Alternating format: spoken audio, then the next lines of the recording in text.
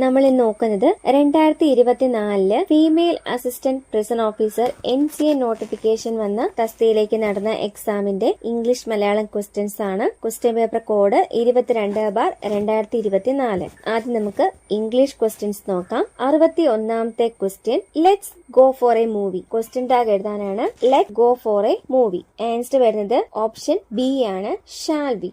Question tag എഴുതാന് ക്വസ്റ്റ്യനില് let's വന്നാല് എപ്പോഴും ടാഗ് വരുന്നത് ഷാൽ ബി ആയിരിക്കും. 62ാമത്തെ question, I went to dash national park yesterday. Correct article ചേർക്കാനാണ് I went to dash national park yesterday. Answer വരുന്നത് ഓപ്ഷൻ സി ദ ആണ്. I went to the national park yesterday. ഇപ്പോ സംസാരിക്കുന്ന വ്യക്തിക്കും കേൾക്കുന്ന വ്യക്തിക്കും കൃത്യമായി അറിയാവുന്ന ഒരു പ്രത്യേക സ്ഥലത്തെയോ വസ്തുവിനെയോ കുറിച്ച് പറയുമ്പോഴാണ് നമ്മൾ ദ ഉപയോഗിക്കുന്നത്. അപ്പം ഇവിടെ ഒരു പ്രത്യേക നാഷണൽ പാർക്കിനെ പറ്റിയാണ് പറയുന്നത്, അതുകൊണ്ട് ദ എന്ന ആർട്ടിക്കിൾ ഉപയോഗിക്കണം. 63ാമത്തെ question, choose the correct idiom for the word underlined. Siddharth is a straight arrow. തന്നിരിക്കുന്ന സെന്റൻസിൽ അണ്ടർലൈൻ ചെയ്തിരിക്കുന്ന ഇഡിയത്തിന്റെ മീനിങ് എന്താണെന്നാണ് ക്വസ്റ്റ്യൻ. ഇഡിയം എന്ന് പറയുന്നത് എ സ്ട്രെയിറ്റ് ആരോ എന്നാണ്. Siddharth is a straight arrow. Answer വരുന്ന ഓപ്ഷൻ എ ആണ്, an honest and trustworthy person. വിശ്വസ്തനും സത്യസന്ധനുമായ ഒരാൾ, അതിന് പറയുന്ന ഇഡിയമാണ് എ സ്ട്രെയിറ്റ് ആരോ. ആൻസർ വരുന്നത് option A, an honest and trustworthy person. 64ാമത്തെ question, if you work hard dash. ഇത് കണ്ടീഷൻ ക്ലോസ് ആണ്. ആൻസർ വരുന്നത് ഓപ്ഷൻ ബി ആണ്, യു വിൽ സക്സീഡ്. അപ്പം ഈഫ് ക്ലോസിൽ വന്നിരിക്കുന്നത് സിമ്പിൾ പ്രസന്റ് ആണ്. ഈഫ് ക്ലോസിൽ സിമ്പിൾ പ്രസന്റ് വന്നാൽ മെയിൻ ക്ലോസിൽ എങ്ങനെ വരണം? Will or shall plus V1. അപ്പം if you work hard you will succeed. 65ാമത്തെ ക്വസ്റ്റ്യൻ, ഫോപ്പ മീൻസ് ഡാഷ്. ഇതൊരു ഫോറിൻ വേർഡ് ആണ്. അതിന്റെ മീനിങ് എന്താണെന്നാണ്. ഫോപ്പ എന്ന് പറഞ്ഞാല് സാമൂഹികമായ ഇടപെടലുകളിൽ അബദ്ധവശാൽ സംഭവിക്കുന്ന നാണക്കേടുണ്ടാക്കുന്നതോ അല്ലെങ്കിൽ വിവേകശൂന്യമായതോ ആയ ഒരു പ്രവൃത്തിക്ക് നമ്മൾ പറയുന്നതാണ് ഫോപ്പ. അപ്പൊ അതിന്റെ ആൻസർ വരുന്നത് ഓപ്ഷൻ എ ആണ്, an embarrassing or tactless act or remark in a social situation. An embarrassing or tactless act or remark in a social situation. ഇനി ഓപ്ഷൻ ബിയിൽ എന്താ പറഞ്ഞിരിക്കുന്നത്? A particular way or method of doing something. അതിന്റെ foreign word വരുന്നത് modus operandi എന്നാണ്, പ്രവർത്തന രീതി. A particular way or method of doing something.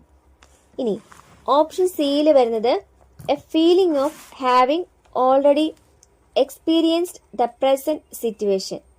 അതായത് മുമ്പ് അനുഭവിച്ചിട്ടില്ലാത്ത ഒരു കാര്യം ഇപ്പോൾ സംഭവിക്കുമ്പോൾ ഇത് മുൻപേ സംഭവിച്ചതാണല്ലോ എന്ന് തോന്നുന്ന ഒരു മാനസികാവസ്ഥ. ആ മാനസികാവസ്ഥയ്ക്ക് പറയുന്ന ഫോറിൻ വേർഡാണ് deja vu. A feeling of having already experienced the present situation is deja vu. 66ാമത്തെ question, choose the correct spelling. Answer വരുന്ന ഓപ്ഷൻ ബി ആണ്, bourgeois. BOURGEOIS. BOURGEOIS, bourgeois. Correct spelling ഉള്ള വേർഡ് ഓപ്ഷൻ ബിയിലാണ്. 67ാമത്തെ question, you dash obey the rules and regulations. Option A may, option B can, option C need to, option D must. You dash obey the rules and regulations. നിങ്ങൾ rules and regulations നിർബന്ധമായും പാലിക്കണം. അവിടെ ഒരു നിർബന്ധ ബുദ്ധി വരുന്നുണ്ട്, അതുകൊണ്ട് അവിടുത്തെ ആൻസർ വരുന്നത് ഓപ്ഷൻ ഡി മസ്റ്റ് ആണ്. നിർബന്ധമായും ചെയ്യണം എന്ന് പറയുന്നതിന് നമ്മൾ മസ്റ്റ് ആണ് ഉപയോഗിക്കുന്നത്. You must obey the rules and regulations. ഇനി മേയും ക്യാനും ഒക്കെ എപ്പോൾ ഉപയോഗിക്കുന്നത്? അനുവാദത്തെയും കഴിവിനെയും സൂചിപ്പിക്കാനാണ് നമ്മൾ മേ അല്ലെങ്കിൽ ക്യാൻ ഉപയോഗിക്കുന്നത്. ഇനി നീഡ് ടു എന്ന് പറഞ്ഞാൽ അതും ഒരു പരിധി വരെ നിർബന്ധത്തെയാണ് കാണിക്കുന്നത്. എങ്കിലും നിയമങ്ങളും ചട്ടങ്ങളും പറയുമ്പോൾ ഏറ്റവും അനുയോജ്യമായിട്ട് വരുന്നത് മസ്റ്റ് തന്നെയാണ്. 68ാമത്തെ question, neither Sam nor Ram dash present. Neither Sam nor Ram dash present. Answer വരുന്നത് ഓപ്ഷൻ എ ഈസ് ആണ്. Neither Sam nor Ram is present. Neither nor either or ഇവ ഉപയോഗിച്ച് നമ്മൾ രണ്ട് സബ്ജക്റ്റുകളെ കണക്ട് ചെയ്യുമ്പോൾ രണ്ടാമത്തെ സബ്ജക്റ്റിനനുസരിച്ച് വേണം നമ്മൾ വെർബ് എഴുതാൻ.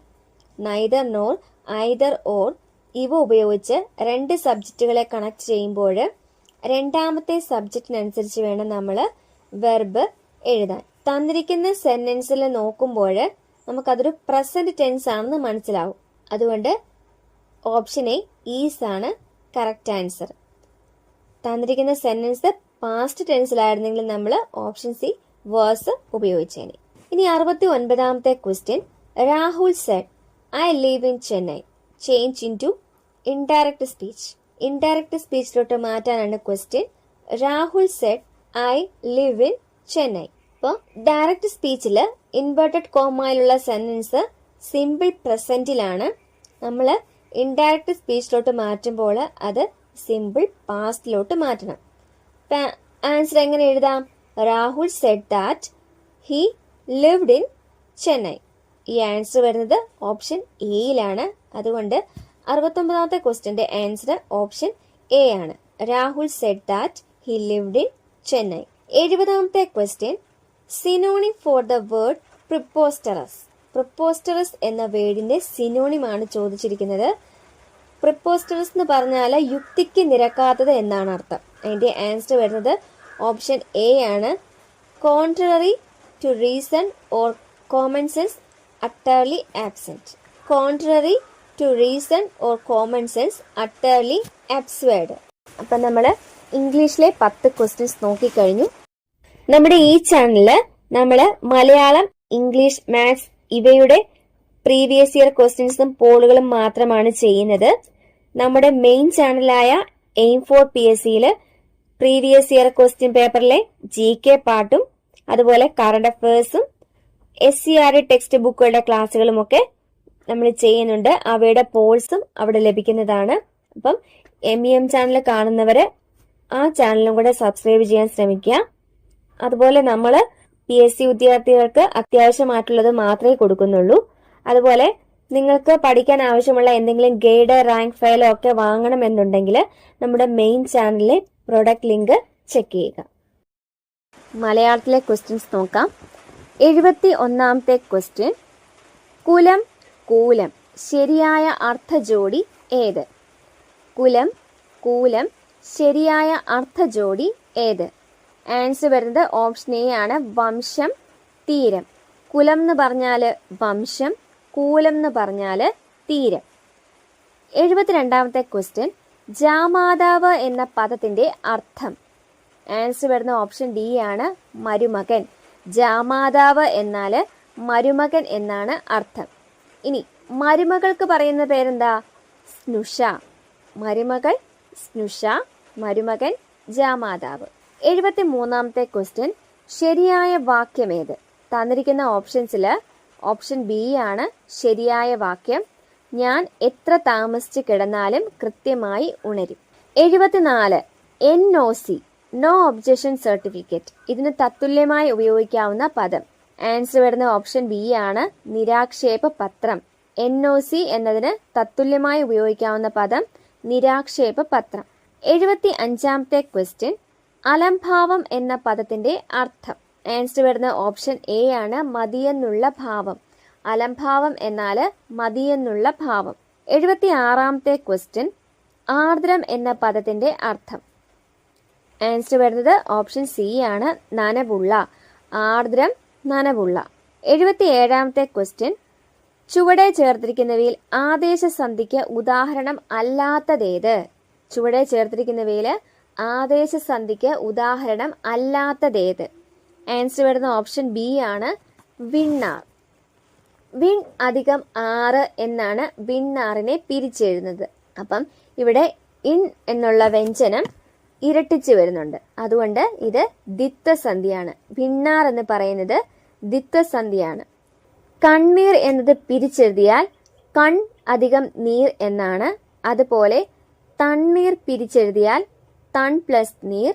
വെണ്ണീർ പിരിച്ചെഴുതിയാൽ വെൺ പ്ലസ് നീർ. ഇവിടെയെല്ലാം നകാരത്തിന് പകരം നകാരം വന്നു.